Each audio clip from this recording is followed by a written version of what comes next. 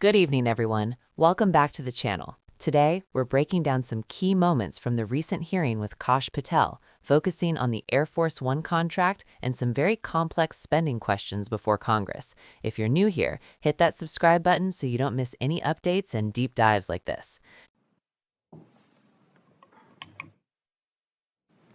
Senator Murphy, you're up. Thank you very much, Mr. Chairman.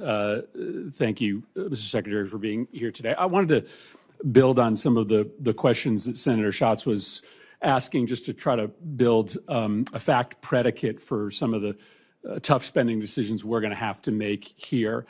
Just to confirm, I heard you say, with respect to the gift of the plane from Qatar, that we do not yet have a signed MOU with the government of Qatar. Is that right? Correct. We're in the process of working through that. And did you also say we don't have a signed contract with the company that is going to do the work? Or did you say that we have a contract, you're just not willing to disclose the terms? The terms should not be disclosed of anything related to an aircraft of this type.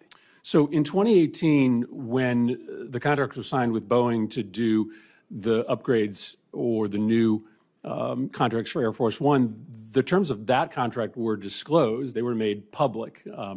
In fact, it was the Trump administration that issued a press release giving the total as $3.9 billion. Are you saying this time around, even after you sign the contract, you're not going to make public any of the terms of the contract?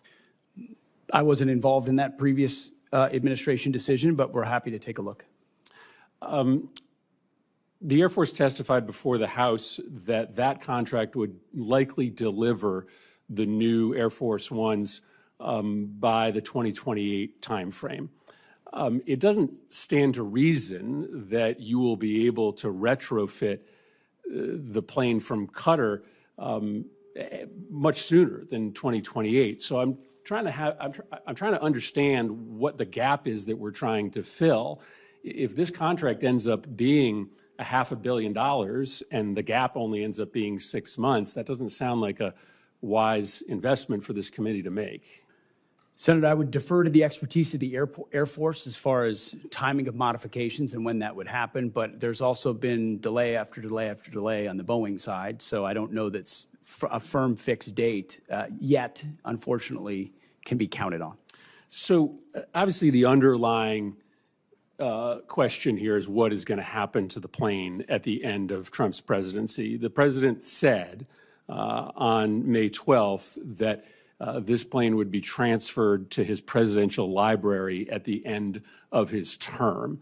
Is that your understanding of what is going to happen to this plane? The president said that. That's my understanding, although I would look at what comes out in the MOU. But why would we ask the American taxpayer to spend upwards of $1 billion on a plane that would then only be used for a handful of months and then transferred directly to the president? That doesn't sound like a wise use of taxpayer dollars. A lot of the capabilities, as you know, Senator, of that particular platform are and should remain classified. So there are reasons why you might modify, even for a short period of time, an aircraft to ensure the safety and security of the President of the United States. But when do you believe that those upgrades would be made? How long would the president have it before it got transferred to his personal possession? That would be a determination of the Air Force that would take hold of it and make those modifications within whatever time window they believe gets it to the place where it need to be. Yeah, I think this is extraordinary, Mr. Chairman. We're talking about a pretty massive investment of appropriations dollars into a plane that the Secretary is saying is currently planned to be transferred personally to the President. There's a lot of other pending needs that we need to fund. This would seem to be low on the list. Mr. Secretary, one final question.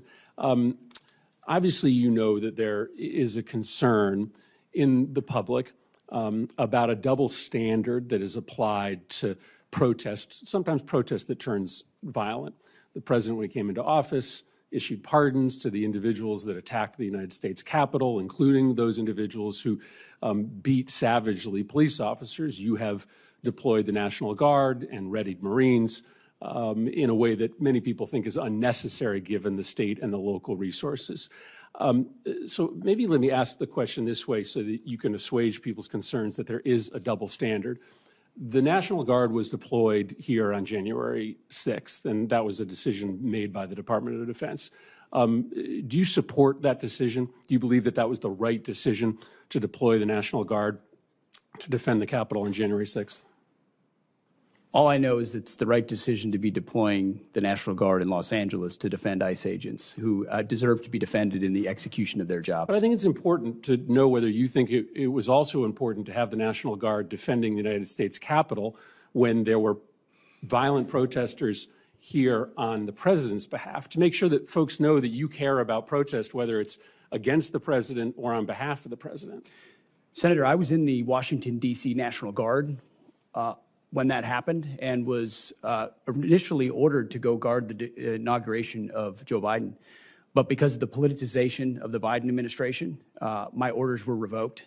And ultimately, because of the politics that were being played inside the Defense Department by the previous administration. But do you support the decision made on January 6th to send the National Guard here to defend the Capitol? I support the decision that President Trump made and requesting the National Guard that was denied. So you do not. President Trump you do not support the decision. Support you do not for the support National the Guard decision in to advance send the National Guard here denied. to defend the Capitol. I think that speaks to the worry that many Americans have that there is a double standard, that you are not willing to defend against attacks made on our democracy by supporters of the president, but you are willing to deploy the National Guard to protect against protesters who are criticizing the president.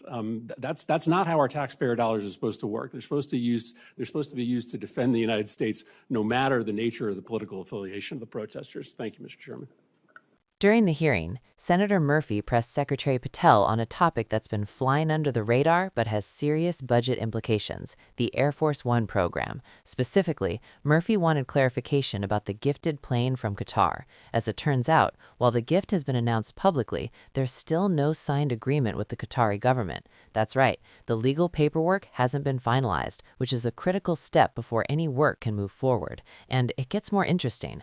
The senator also asked whether the U.S. has a signed contract with the company that will handle the upgrades or construction of these planes. Patel's response was careful, noting that while there may be a contract, the details cannot be disclosed publicly because of the sensitive nature of the aircraft. For context, in 2018, the contracts for the previous Air Force One upgrades were fully disclosed. The Trump administration even announced the total price publicly at $3.9 billion. This raises a question many are asking: why the secrecy now? Patel emphasized that he wasn't part of the previous administration's decisions, but he did leave the door open for reviewing the approach. What's clear from the discussion is that the Air Force itself has projected delivery of the new planes around 2028. That's still a few years away, meaning taxpayers and lawmakers are having to make decisions now about funding and oversight without full visibility into the contract terms. Here's the takeaway for viewers. Government contracts, especially from military or presidential aircraft, often balance transparency with security concerns. But hearings like this highlight the tension between public accountability and national security. It's a complex issue, and understanding the timeline and the contractual secrecy is key for anyone following federal spending debates. If you want to stay informed about how these decisions affect both the budget and national security, make sure to subscribe. Hit that bell so you're notified when we break down each key hearing moment. This isn't just political theater. It's about real dollars, real decisions, and the future of our national assets. So next time you see a headline about Air Force One or another high-profile government contract, remember, the story isn't just about the price tag. It's about timing, secrecy, and how those decisions are made behind closed doors. And we'll be here to unpack it all for you. Don't forget to subscribe to keep up with all our analysis and reporting. Every hearing, every contract, we break it down so you understand what it means and why it matters. If you want, I can also create a more YouTube-ready version that's punchy, slightly shorter, and structured for maximum viewer retention while still staying informative. It would include natural pauses, hooks, and commentary moments tailored for a scrolling audience. Do you want me to do that next?